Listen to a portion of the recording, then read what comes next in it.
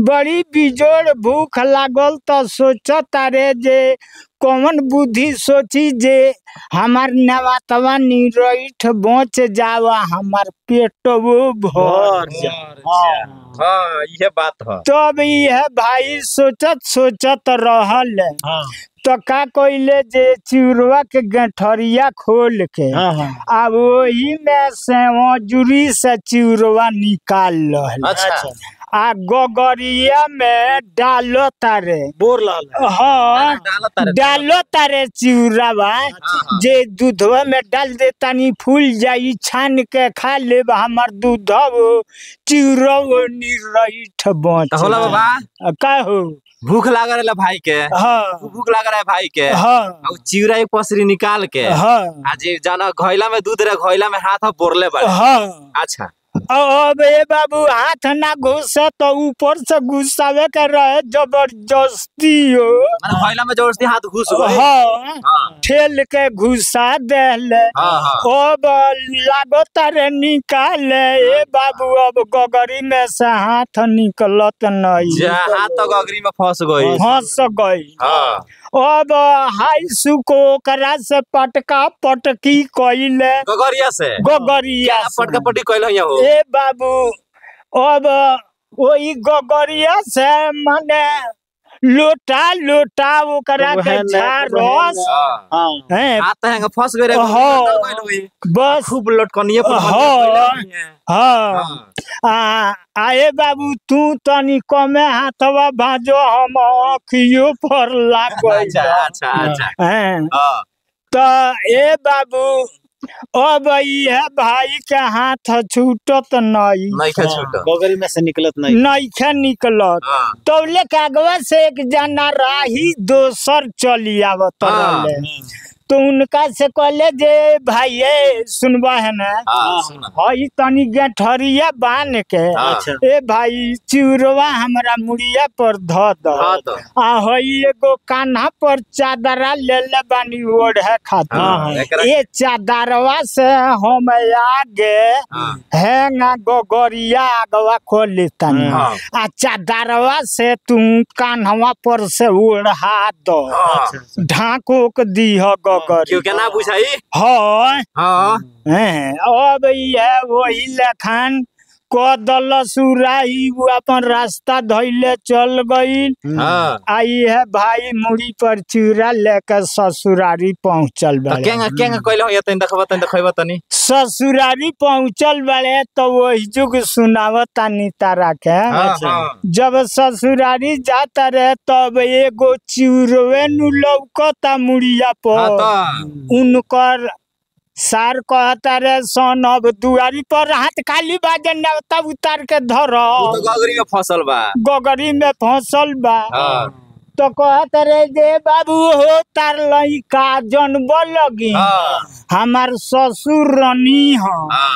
जे पांडे फर कहीं रहे तबे मुहा के जाके नवता मुड़ी पर सब उतार ले। अच्छा तो ससुर मर गई रनी ना अरे कहीं माने चल गई रनी भाई सब को। अच्छा अब यह कले सारे दूर सारे नहीं इतने खातिर खड़ा मुड़ी पर उतार दी। अब उतार के ध दी हल्लो आ कले सरवा पौना चली नाश्ता करी पहले मिठाई उठाई लिया के दी हल्लो नाश्ता केंगा कर तब हाथ खाली बात नाश्ता करी है तो कहता नहीं ले हमर दे छुइया समझ हम जोरे अनशुद्ध बानी। बुखार लगल बा हमरा बुखार लागल बा। तब यह सोचले संसार बाजे चलो अरे पैदल आइल बड़े बुखार लागल घाम भइले गगरी साधारण अच्छा चलो खाना बनी तो खई है। अब ए बाबू नाश्ता तो लौटा दहले ले जाके ध दले खाना जब बन गई तो चारू सारावा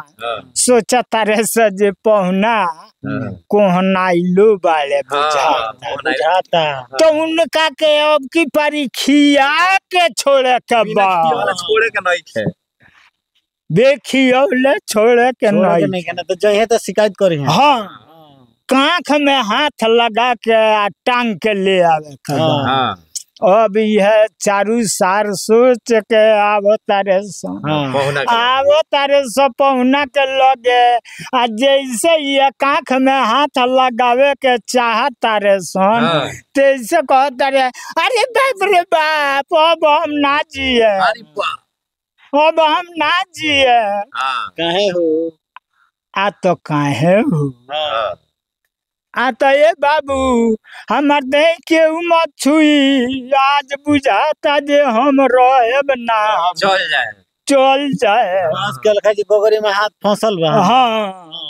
ए बाबू अच्छा सारवा चारू लौट गईले सन ऐसन जब पोटीशन बात ई खई है तो औरी कहीं मामला बिगड़ जाओ गंभीर हो जाओ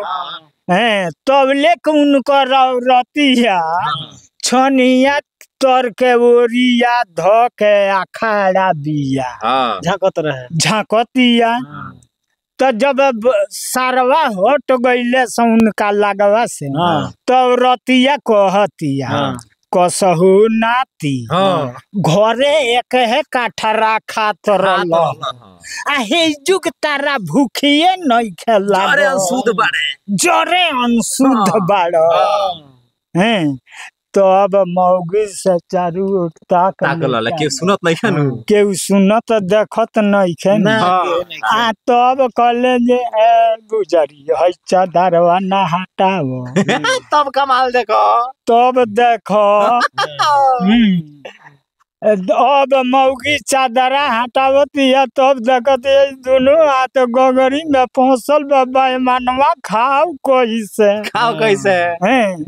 तब कहल सौरतिया जे हमरे से इतना बुद्धिया गर बनेल आ गोगरी में से हाथे नहीं खे निकलो इतने के बुद्धि नहीं खे हे लौंडे से दूध जिया न हो जाई ले जाए हो टाणवा पर गोगरिया पटक दिया जोर से पटक दिया जहाँ ऊंच भिड़की देखी है तो हमें भिड़किया पर जोर से पटकिया लाड़ से दूध जिया न हो जाई गोगरी फूट जाई हाथवा निकल जाई तो आके खाना खा लो भैया गगरी लेके भैया आ चलल बा टाड़ पर अब ये बाबू पुरानिया आदमी उनका ससुर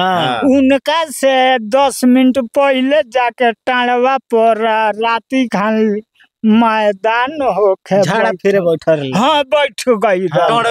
हाँ टड़वे पर बैठल बाले अब देखता तो कहता जे सबसे ऊंच कहत रहुए मौगी जो ऊंच देखियो तहाँ पटक दियो तरी सबसे तो बड़का भिड़की है लौकत रात में अन्हारा रहुए लौकत ना लौकत रहबे ना कोई ससुर जी हुआ हाँ के ऊपर ये लौकत हुई भिड़की बस अब ये बाबू ले जाके गोगरिया मुड़िए पर पटक तारे धाई दे ससुर जी के मुड़ी पर ससुर जी का मुड़ी पर पटक तारे अब उनकर ससुर कहता रे अरे बाप रे बाप कौन रे मुहा दोहल मार के कपार फोड़ दल कपार तो फोड़ दल ओ भाई भागल बाले आया के पात में बैठ के चुपचाप खाता रे अब चारू सार धावल बाले सो अपना बाप के उठावो तारे सो शहर बटोर के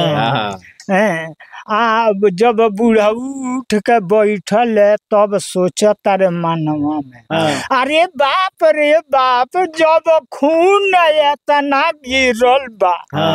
तो दादा का पार कितना फाटल होई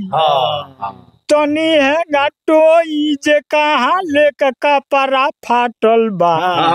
जब है हाथ लगा के टोत रे बाबू तब लेके चिटकी पर चिउरवा भेटा गई फूल गई रहे जन कोकरिया में हाथवा डॉलर ले हाँ कि दूधवा से खा ले हाँ तो चिउरवा दूधवा में फूल गई रहे फूल गई रहे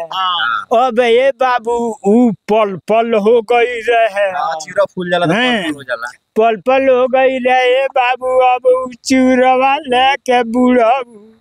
आ कहत रे जे जा लोगे ना अपन जग संभारो लगे हमरा के ई जू छोड़ सने तोर बही चोदो ऐसन हम आज लेक ना देखल रनी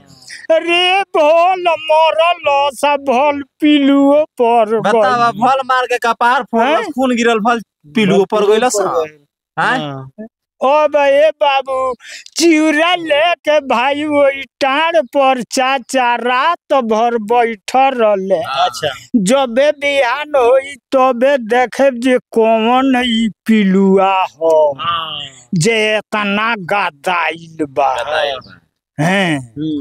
अभियान बल तब चिन्ह तरे दरे उ चिउरा लुरा चिउरा नु हो भाग तोर बही चल एगो चिउरा खातिर हम रात भर टाड़ बैठा नहीं हैं बहुत बहुत